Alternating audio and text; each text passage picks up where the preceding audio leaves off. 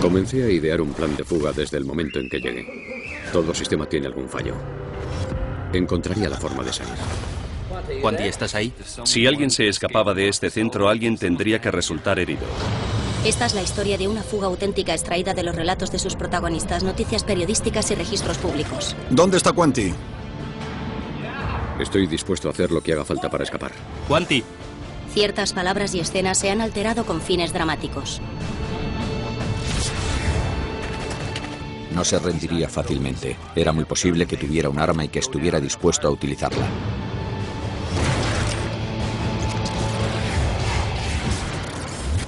Fugas de prisión. El escapista. Prisión de Alton City, Illinois. Mi nombre es Quanti Adams. Tengo 30 años.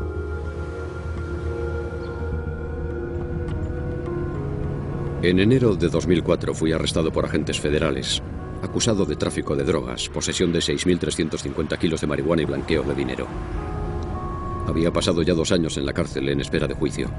Ahora me enfrentaba a la cadena perpetua. Mi padre y sus hermanos fueron los fundadores originales de los Crips de Compton, al este de Los Ángeles. Crecí en ese ambiente. Entre todos hicieron de mí un niño duro. Vendía drogas desde los 10 años y entré en la cárcel por primera vez con 14.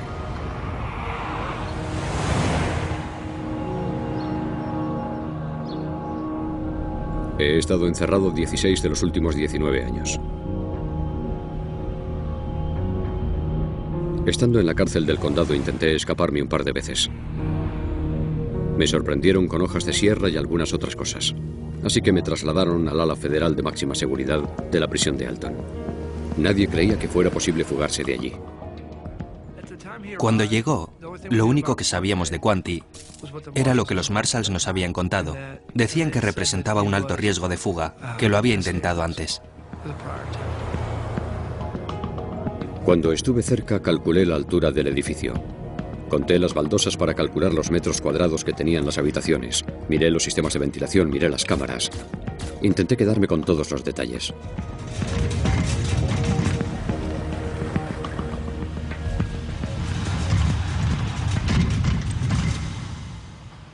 Sabía que intentaría escapar a pesar de todo.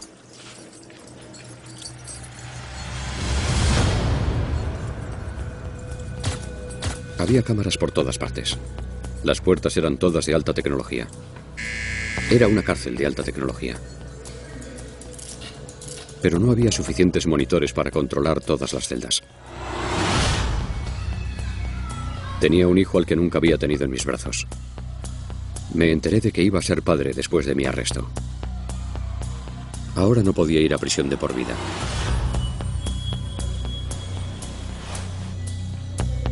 Me dieron artículos de aseo personal, pasta de dientes, hilo dental y demás. Pero en prisión, todo lo que consigas puede servirte de alguna manera para escapar. A medida que me acercaba a las celdas, intentaba estudiar todos los detalles. Las puertas, los timbres, los sonidos de los timbres. Atravesé 3 puertas, doblé una esquina y entré en un pasillo con 13 celdas. 6 o 7 a cada lado. Hombre caminando. Los internos me gritaban: ¿cómo te llamas? ¿De dónde eres? A uno de ellos lo conocía del ala de aislamiento de la cárcel del condado.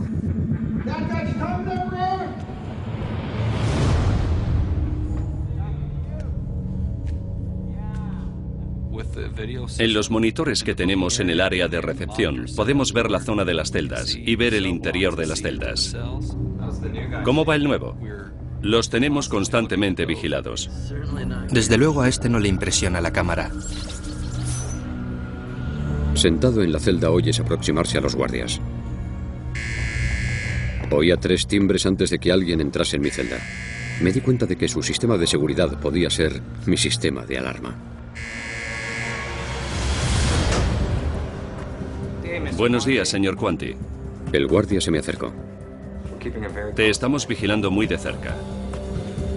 Más o menos me dijo lo típico: nunca saldrás de esta prisión, no te hagas ilusiones. Si un prisionero pretendía escapar de la prisión de Alton, suponíamos que iba a tener que agredir físicamente a uno de los oficiales penitenciarios, quitarle las llaves y atravesar varias puertas. Conozco bien a todo el personal de la prisión como para saber que eso no iba a ser tarea fácil. Si alguien, Quanti o quien sea, se escapaba de este centro, alguien tenía que resultar herido. Semanas después. Registraban mi celda a diario, la ponían patas arriba. Es solo para asegurarme de que sigas aquí, Quanti. Para asegurarse de que no había rutas de escape o algo parecido. Bromean contigo, pero al mismo tiempo hablan en serio. Hicimos todo lo posible por mantenerle vigilado las 24 horas del día. Los guardias y las cámaras vigilaban todos mis movimientos, pero ocurre que a mí me gusta tomarme mi tiempo, buscar un fallo, una salida. La fortaleza de esta prisión reside en la tecnología. Mientras tengas cámaras, tienes la prisión vigilada, ¿no? Pero depender de las cámaras era en realidad un fallo. Las cámaras no ven lo que ve una persona. Estuve meses en mi celda escuchando, imaginando, visualizando, utilizando el sentido común para intentar hacerme una idea de cómo sería lo que había encima del techo. Las tuberías de agua, las tuberías de los aspersores, los sistemas de ventilación y todo eso. Hasta el más mínimo detalle que me sirviera para intentar visualizar lo que iba a encontrarme a la hora de la fuga. Intentas estudiar el sistema de tuberías y cañerías del edificio. Escuchas los sonidos y observas cómo se desplazan por la celda. Prestaba atención hasta al más mínimo detalle. Cuando llovía, detectaba ese olor característico a cemento mojado. Eso me recordaba, me confirmaba que había una salida del tubo de ventilación en el tejado. Así que me concentré en ese olor. Sabía que había una salida. Obviamente estaba buscando una salida, pero había que atravesar 3 puertas y cada vez que te trasladaban te ponían los grilletes. Y nunca me planteé hacer un túnel. El jefe de policía estaba debajo, pero quizá podía salir por el tejado. Tenía tiempo. Estamos hablando de una persona que tenía las 24 horas del día para pensar. Y cuando tienes 24 horas al día para pensar...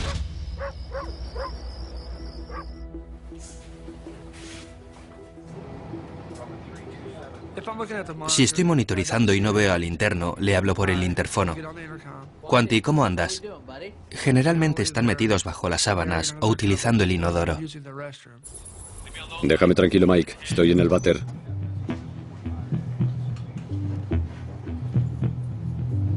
Me di cuenta de un detalle. La cámara no captaba el váter, de manera que si el guardia no te veía en el monitor, podía pensar que estabas utilizándolo.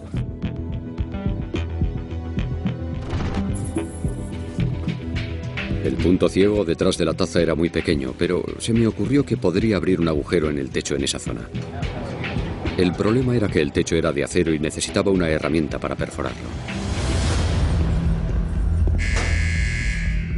En la celda no había nada que pudiera servirme. Todo estaba pensado para que no se pudiera salir de ahí. Había un lavabo empotrado y un teléfono para hacer llamadas a cobro revertido, pero empotrado también en la pared. No había cables que pudiera utilizar. Nada.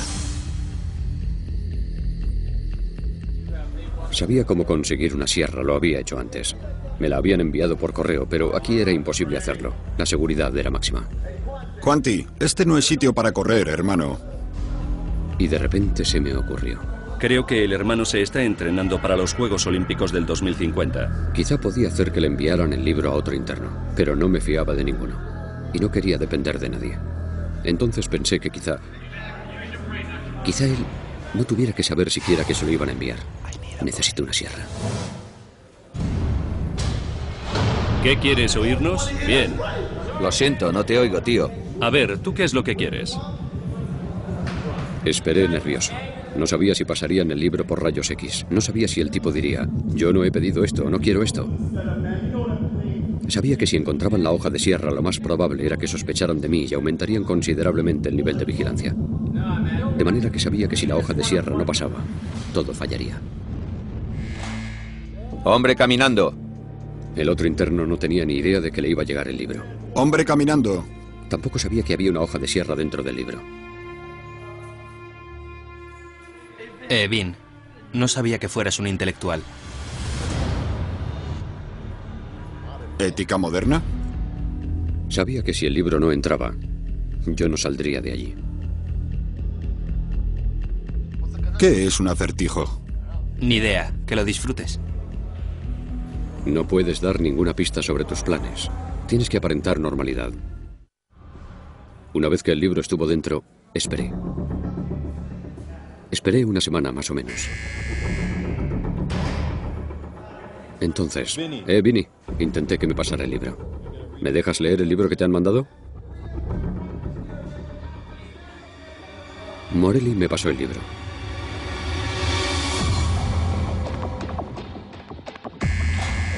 Tenía que sacar la cuchilla rápidamente. Esconderla, destruir las pruebas. Allí estaba. No sabía si se trataba de una trampa, si la policía irrumpiría de repente y me quitaría la sierra. Tenía que asegurarme de que no me sorprendieran con nada, ni un simple clip.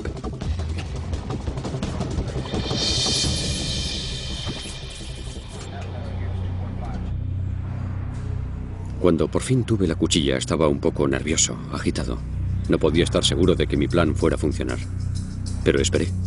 No hice nada hasta que me aseguré de que no se trataba de una trampa. Había examinado la estructura del edificio. Cuando llegaba a la prisión había visto rejillas de ventilación, salidas de ventilación en la fachada lateral del edificio. Me fijé en el tejado. Pensé que quizá podría atravesar el techo y salir por aquellos respiraderos. Apliqué la sierra al techo de acero y sonó muy fuerte. ¿Qué es ese ruido? ¿Estás buscando petróleo? ¿Ya está todo listo, compañero? ¿Sigues ahí? ¿Ya has excavado el túnel? Estaba rodeado por otros 18 internos. Por lo menos 14 de ellos eran chivatos, dispuestos a delatar a cualquiera para obtener una reducción de la pena. Así que pensé que la única posibilidad de cortar el techo sería cuando hubiera mucho ruido en el pasillo. Tenía que conseguir que ellos me cubrieran. Haría que provocaran una distracción, sin que ellos se dieran cuenta. Aquellos tipos se aburrían como ostras y harían lo que fuera por entretenerse. Víctor, cántame algo, tío. Quanti, tengo una nueva para ti. Acabo de escribir unos versos. Haría que se pusieran a cantar, a rapear. No tienes ni idea. Tú, CJ, enséñale a Víctor cómo se hace.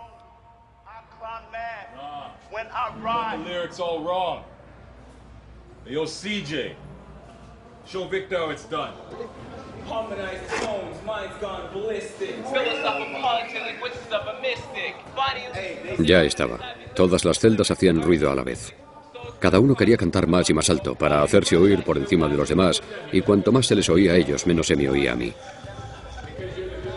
Se convirtió en una batalla de raperos, como una pelea entre MCs.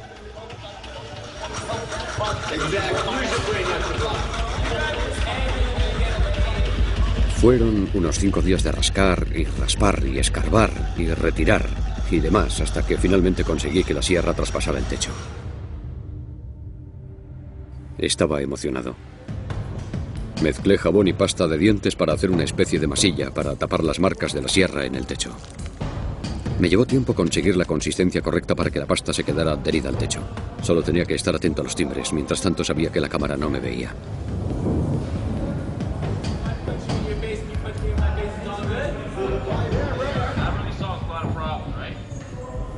Empezaba a las 2 y estaba hasta las 3 o las 4 de la mañana. Cuando los internos estaban en silencio, tenía que trabajar más despacio. Podía llevarme hasta 1 hora, avanzar 1 centímetro, pero pensaba que era mejor que tumbarme y no hacer nada.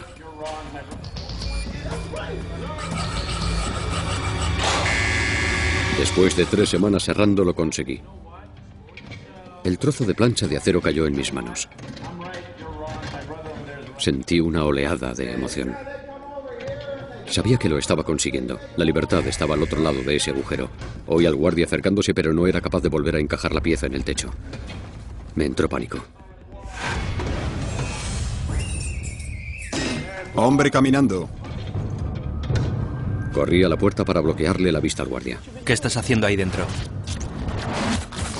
Me puse allí de pie, delante de la puerta, para impedir que viera el agujero en el techo.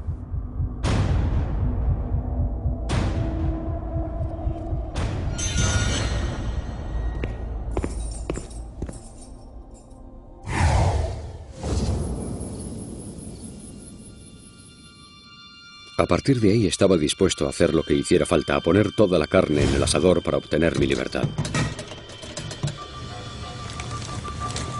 Cuando empujé la trampilla hacia arriba, todo estaba oscuro. No había luz. La única luz era la que procedía de mi celda. Quería comprobar si había suficiente espacio allí arriba para gatear. Sabía que si me llamaban cuando les pareciera que la celda estaba vacía, tendría tiempo, porque creerían que estaba utilizando el inodoro.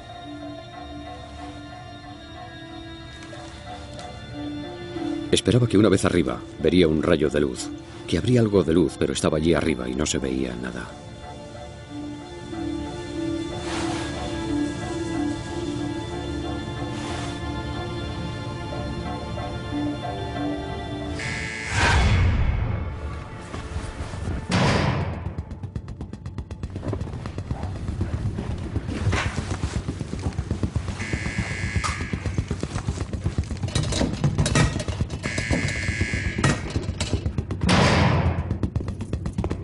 Hombre caminando.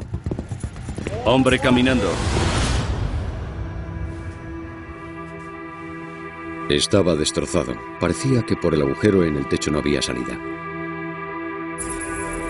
Había trabajado durante 3 semanas y había tenido la suerte de que no descubrieran el agujero en el techo. Sentía... no sé. Me entraron ganas de abandonar. Me sentía realmente deprimido. Se me vino todo el mundo encima.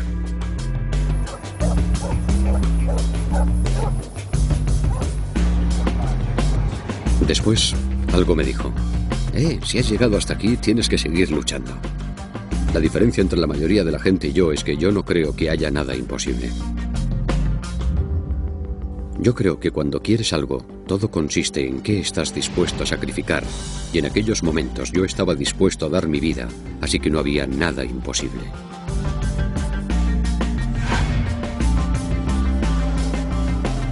Pensaba... Tiene que haber una manera de salir por aquellas rejillas de ventilación que vi cuando llegué a la cárcel. Así que, justo encima de mi celda tenía que haber otro nivel que condujera esos conductos. No quería depender solo de los 3 timbres. Cada 30 minutos venía un guardia, así que medía a mí mismo 25 minutos cada vez y los cronometraba segundo a segundo. 1, 2... 3, 4. Empecé a presionar el techo y a dar golpecitos. Y me di cuenta de que no era el tejado. Empecé a pensar que había algo por encima. Cogí una pieza de metal de algo que había por allí y empecé a... como a tallar.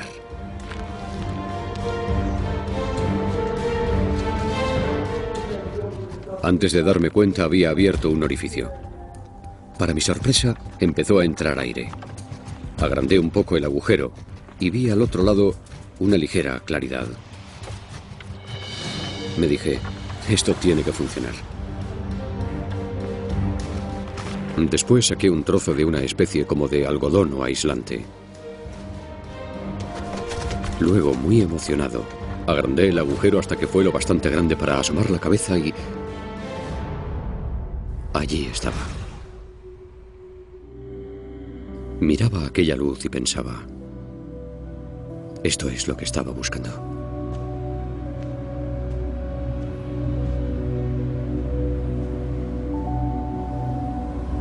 Me sentía libre.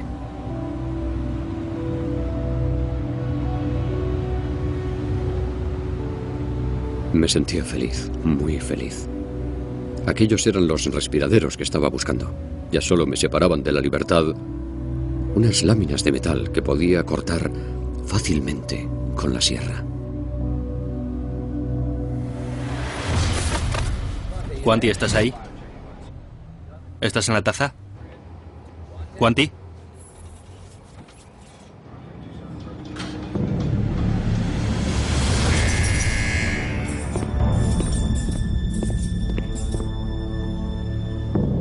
Estando en el ático no oí el primer timbre. Pero oí el segundo y eché a correr.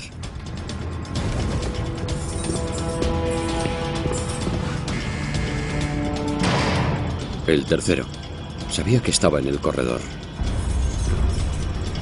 Tengo que llegar a la puerta, tengo que llegar a la puerta. Quanti. Lo único que pensaba era, ¿qué? Si el guardia ve el agujero estoy perdido. No sabía ni lo que decía. Lo siento. ¿A qué estás jugando? Perdona, Mike.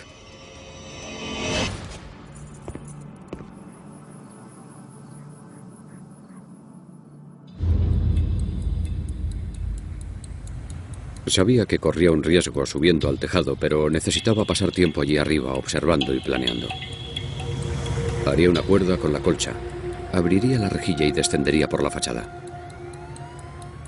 Pero no quería salir de la cárcel y verme allí, sin saber a dónde ir.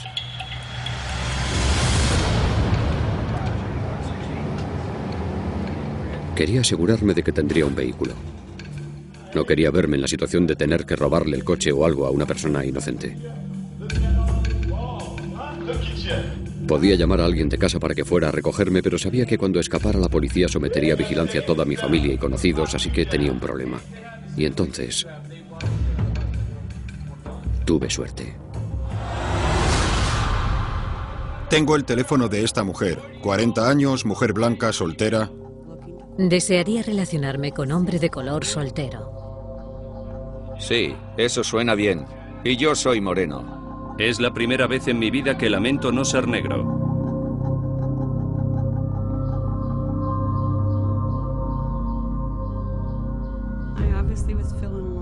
Evidentemente me sentía sola y quería tener a alguien a quien cuidar.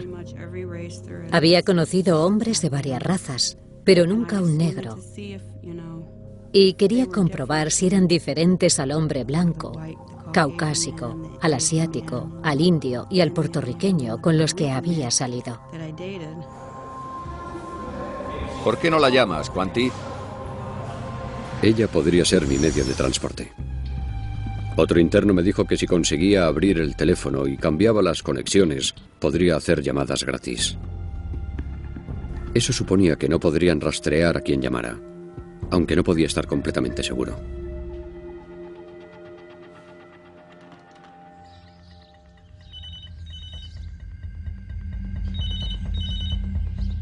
¿Sí?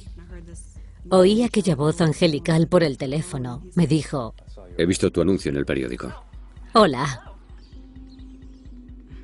Era tan dulce. ¿Te relacionarías con un preso?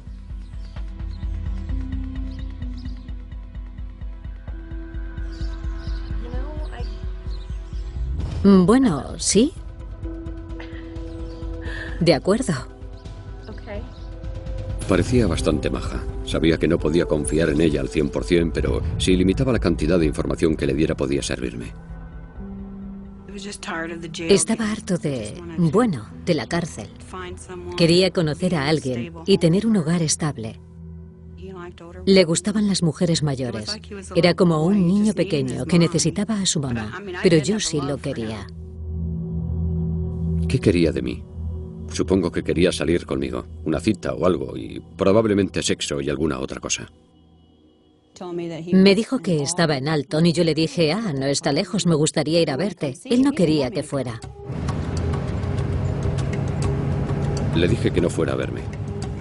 Si iba a la prisión tendría que dar su dirección, número de matrícula. Dejaría un rastro.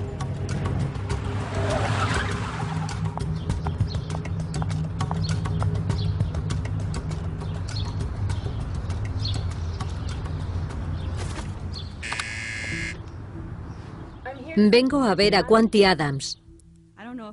No sé si de verdad soy tan ingenua y crédula, o si es que él ejercía una especie de atracción carismática sobre mí y no pensaba con claridad. En mi cabeza solo tenía que era una persona dulce e inocente que había sido encarcelada injustamente. Bueno, venga conmigo. Rocky. Mike vino y me dijo: Tienes visita. No la esperaba. ¿Cómo es? Me hizo un gesto como diciendo: no te va a gustar.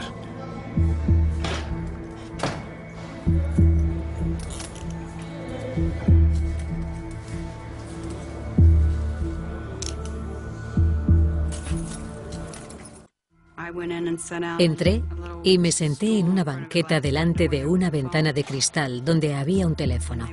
Entonces trajeron a Quanti. Era un hombre muy guapo. No me importaba su físico. Tenía una mente abierta y un espíritu libre, y con eso me bastaba. Hola. Hola. ¿Cómo estás? Bien, gracias. Pensaba vestirme más de trapillo. Así estás muy bien. Mejor elegante que de trapillo. Gracias. Me pidió que me pusiera de pie y diera una vuelta. Vale, supongo que quería comprobar la mercancía, no sé.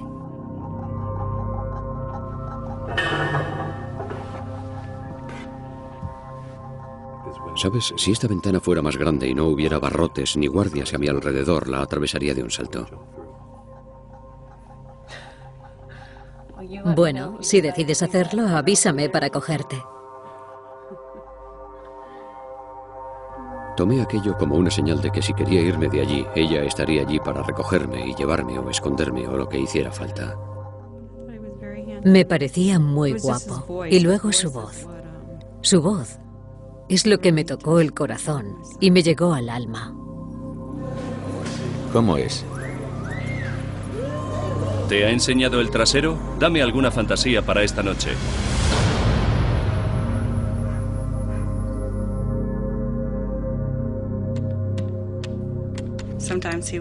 A veces me llamaba como a las 2 o las 3 de la mañana, a las 5 de la mañana.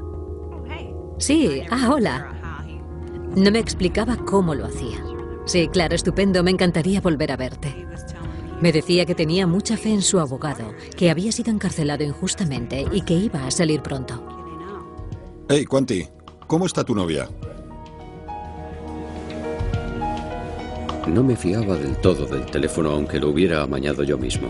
Necesitaba otro medio para pasarle la información a Tonia.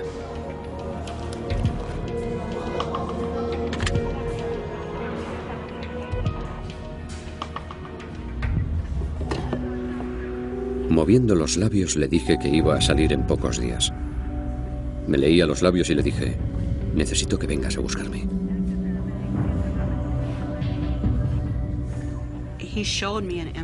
Me enseñó un sobre. Sostenía un sobre y señalaba el sello repetidamente para indicarme que había un mensaje debajo de ese sello. Pero yo pensaba que sería un te quiero y alguna insinuación sexual o algo por el estilo. Me miró y me dio a entender que había comprendido. Estaba rompiendo mi regla de oro. No confiar en nadie. Probablemente esa fue la peor decisión que tomé allí. Salí por la puerta, me metí en el coche e inmediatamente miré debajo del sello.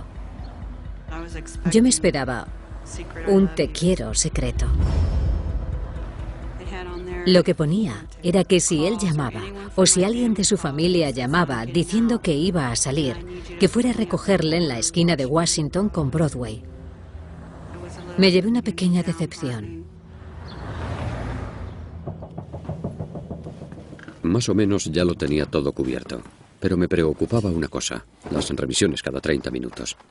Necesitaba más tiempo que ese para alejarme antes de que saltara la alarma.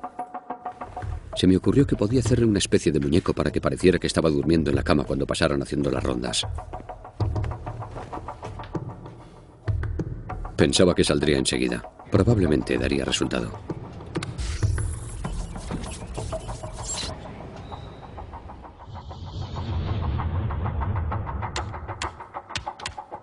¿Sí? Hola. Probablemente vaya a salir pronto. Me asusté cuando supe que iba a salir pronto. De acuerdo. Me daba miedo que no fuera a encontrar trabajo y que perdiéramos los nervios uno con el otro. Y me preocupaba cómo sería nuestra convivencia. Todavía me estaba preguntando cómo iba a hacer el muñeco cuando tuve un golpe de suerte. Un día cuando me trajeron la ropa lavada me encontré con que había uniformes de más. Llené los pantalones y la camisa con el aislante que había encontrado en el techo. Con una caja de galletas hice la cabeza y utilicé una pieza de ajedrez para simular la nariz. Después, con una camiseta, hice una bandana que puse sobre la cabeza. De todas formas, pensaba colocar la cabeza mirando en dirección opuesta a la cámara. Hice las piezas que necesitaba y las escondí arriba, en el techo.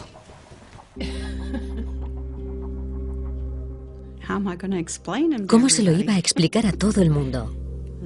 Nadie sabía nada de él. Esperaba poder confiar en ella. Lo único que quería es que me llevara en su coche cuando escapara. Un día me dijo que iba a hacer que lo amara. Sí, pensé para mí, ya te amo, pero no se lo dije. Los 2 últimos días antes de irme pasé todo el tiempo que me fue posible en el tejado observando. Veía las visitas ir y venir. Después veía a los guardias saliendo y entrando a trabajar y a la policía salir de patrulla. Decidí que me iría al día siguiente por la noche, pasara lo que pasara.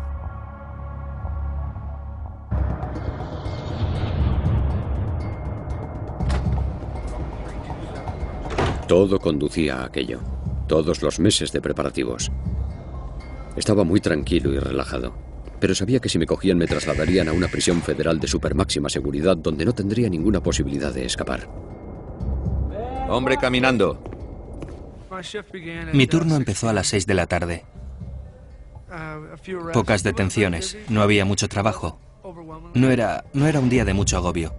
Pensándolo ahora, recuerdo que Quanti se pasó la tarde delante de la puerta. Parecía que estaba hablando con alguien. ¿Vas a estar preparada para mí? Claro. Me llamó y me dijo, voy a salir. ¿Puedes venir a recogerme? Y yo dije, claro. No hubo nada inusual aquella noche. Era una noche normal. Salí de casa. Se tardan aproximadamente 45 minutos. Estaba emocionada. Quería tocarlo, quería verlo libre. Sobre las 8 corté la colcha en tiras y las até para hacer una especie de cuerda larga. Había un interno allí. Le provoqué para que hiciera ruido. CJ, va contra la ley que te retengan el correo. Morelli. Pulsó su botón y empezó a chillar al guardia que estaba vigilando los monitores. ¿Por qué no me dais mis cartas? Cuando pulsas tu botón se presentan en tu celda para ver qué es lo que te pasa. Entonces tapé mi cámara, saqué el muñeco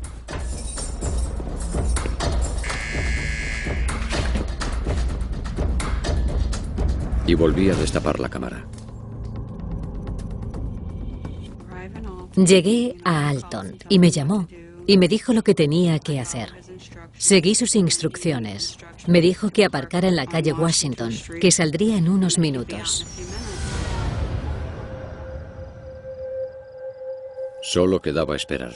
En cuanto el guardia hiciera la ronda, me pondría en marcha. CJ, ¿qué haces esta noche? ¿Qué plan tienes? ¿Qué plan tengo? ¿Tú qué crees, gilipollas? Ver el partido, tomarme unas cervezas, ¿te parece? Quanti, ¿y tú? Yo me voy a casa. Cuidado, chicos. En tus sueños te vas a casa, Quanti. Pensaron que solo estaba bromeando, pero aunque lo dije en broma, hablaba muy en serio al mismo tiempo. Estaba emocionada sabiendo que le iban a soltar muy pronto. Tenía el cable que me había pedido. También había comprado comida. En cuanto Morelli terminó la ronda, me puse en marcha. Actuaba deprisa, pero era muy metódico en todo lo que hacía. El cuerpo primero, luego la cabeza, luego los brazos. El muñeco tenía que hacerme ganar tiempo. Tenía que estar perfecto. Destapé el agujero y trepé al techo.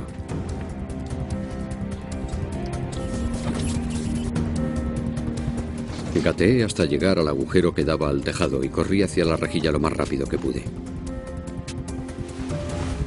Pensaba, ¿descubrirán los guardas el muñeco en mi celda? ¿Me verán salir por la rejilla? ¿Estará Tonya realmente allí? Estaba sentada en el coche. Apagué el motor. Y como por el rabillo del ojo vi algo moverse. Miré hacia la cárcel y vi que alguien desmontaba la persiana de en medio y se asomaba. Por la calle de enfrente se acercaba un camión con unas luces muy potentes que justamente iluminaron la rejilla. Esperaba que no me hubiera visto. Quité la rejilla y lancé la cuerda. Entonces vi a alguien salir por allí y descolgarse por la fachada de la cárcel. No me lo podía creer. Se me cayó el alma a los pies. Me deslicé tan deprisa que me quemé las manos. Simplemente me dejé caer. Dios mío, no me puedo creer lo que estoy viendo. Los dos tocamos la puerta del coche al mismo tiempo. Los dos estábamos hundidos, pero por diferentes motivos. Quita el seguro, abre la puerta. Yo estaba hundida porque lo había comprendido. Dios mío, acaba de fugarse de prisión. Quita el seguro. Pensé que estaba muy nerviosa. Quita el seguro. Quita el seguro. ¿Qué estás haciendo? Quita el seguro. No tenía que haber puesto el seguro. Entonces vi esa mirada tan triste. Bueno, le dejé entrar.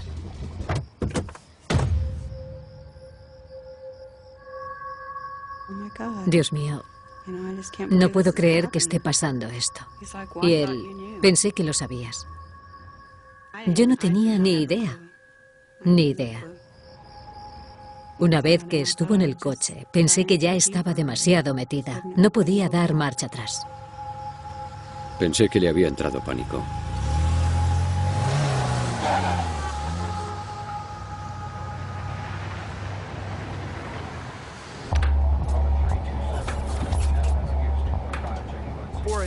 A las 4 de la mañana, alguien de la emisora de radio local vino a tomar los nombres de los detenidos por delitos menores para difundirlos por la radio. Hola, Mike, ¿cómo estás? Me preguntó, ¿Qué, estáis de obras? ¿por qué? Y me dijo que había algo colgando de la rejilla de ventilación. Me quedé paralizado. Todo se detuvo unos segundos y empecé a decirme, oh no, se me bajó el corazón al estómago. Al fondo del estómago.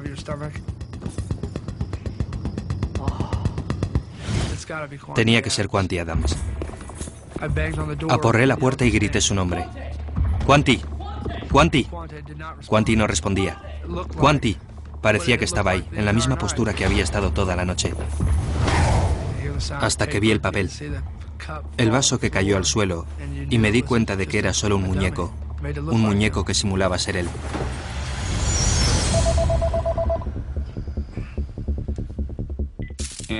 Contesté al teléfono sabiendo que había pasado algo. Mike, ¿qué pasa? Y lo primero que me dijo fue, Quanti se ha escapado. Me entraron ganas de vomitar. Colgué el teléfono y llamé al capitán, al subcomisario y al comisario. Despiértelo. Bien, muy bien, adiós. Me despertaron y me dijeron que se había producido una fuga. Fue una sensación muy extraña. Evidentemente nos parecía muy difícil, si no imposible, que alguien se fugara de la prisión si se seguían los procedimientos. ¿Vamos a mi casa? Irán allí. Mi plan era esconderme en las cercanías, conseguir un teléfono y llamar a alguien de confianza que me fuera a buscar. ¿Por qué no reservas una habitación de hotel para un par de días, hasta que las cosas se calmen? Tenía que esconderme lejos de la carretera inmediatamente.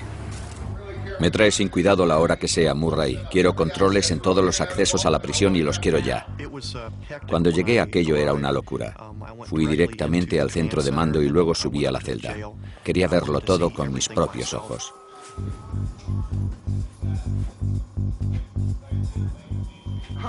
¿Cómo? ¿Salió por ahí? ¿Cómo consiguió la cuchilla? Bien, vámonos de aquí. Teníamos que establecer el margen de tiempo en el que se habían producido los hechos. Si habían pasado solo unos minutos, el preso fugado tenía que estar cerca. Si se había escapado hacía media hora, podía estar a unos 50 kilómetros. Teníamos que buscar en un radio de 100 kilómetros. Si eran 2 horas, entonces el radio era de 200 kilómetros o más. Al final se hizo geográficamente imposible. No podíamos asegurar un perímetro.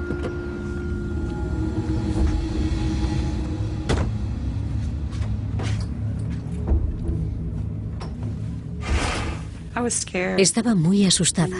Sabía que aquello era muy serio, pero al mismo tiempo quería protegerlo, quería esconderlo.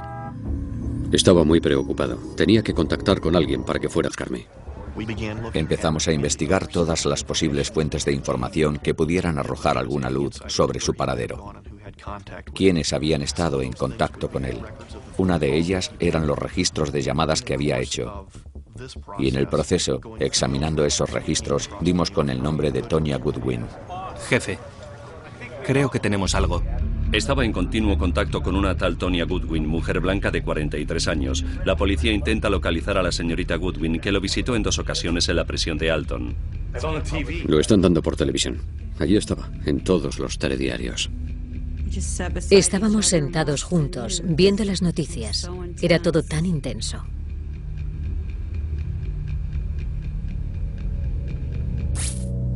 Decidí que lo mejor sería que se fuera a su casa y esperara a que la policía fuera a interrogarla. Hay que evitar que te compliques más, porque sabía que iban a interrogarla. Cogió la guía telefónica y empezó a buscar en la sección de San Luis Este y dijo: Vamos a decir que me dejaste en el McDonald's de State Street. Que me dejaste y desaparecí en la oscuridad. Parecía muy sencillo. Estaba muy segura de que podría convencer a la policía. Tenía muy presente que cuando la presión fuera muy fuerte, lo más probable era que se derrumbara y confesara mi paradero. Pero calculé que tenía tiempo suficiente para huir antes de que llegara la policía.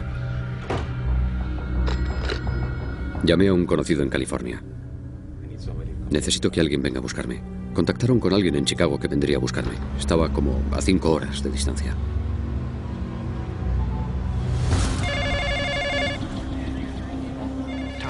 Tonya Goodwin le había visitado 2 veces recientemente. Teníamos que determinar si había hablado del tema con él, si se había mostrado cooperativa, si sabía algo. ¿Tenemos ya una dirección, Jimmy? Sí, la tengo. Ahí tienes. Llegaron 2 agentes. Aporrearon la puerta. Abrí y se me echaron encima. ¿Dónde está Quanti? ¿Dónde está tu novio? Despejado, despejado. Empuñaban las armas mientras registraban el apartamento. ¿Dónde está Quanti? ¿Dónde está Quanti? ¿Dónde está Quanti? Quanti. ¿Dónde está Quanti? Estaba muy asustada. Esperaba que llegaran a recogerme en un par de horas. Lo recogí y lo llevé al McDonald's de San Luis. Miente, dígame la verdad. Lo estoy intentando. ¿Dónde está? ¿Dónde está Quanti? No pude más. Les dije dónde estaba. Nos dijo que estaba en la habitación 108 del motel. Fui uno de los primeros coches en llegar. Lo primero que pensé es que no se rendiría fácilmente. Había empleado mucho tiempo y esfuerzo en preparar su fuga. Era muy posible que tuviera un arma y que estuviera dispuesto a utilizarla. La situación era muy tensa. No se sabía lo que podía pasar. Estábamos al límite. Nerviosos, agitados.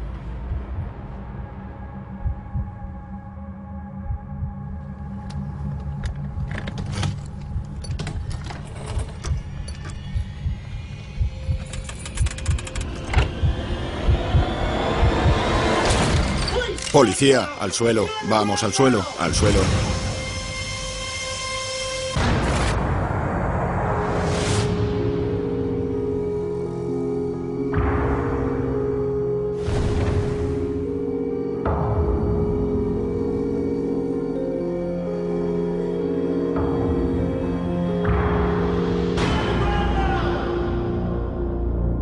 Fue el peor momento de mi vida.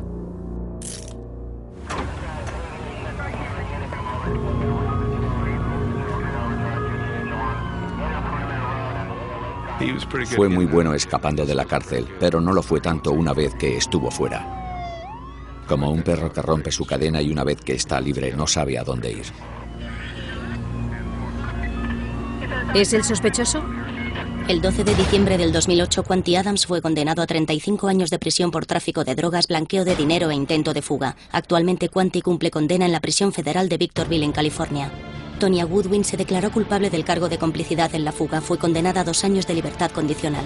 Las medidas de seguridad se han intensificado en la prisión de Alton. Las revisiones de las celdas son ahora más minuciosas y todo el correo pasa por un detector de metales.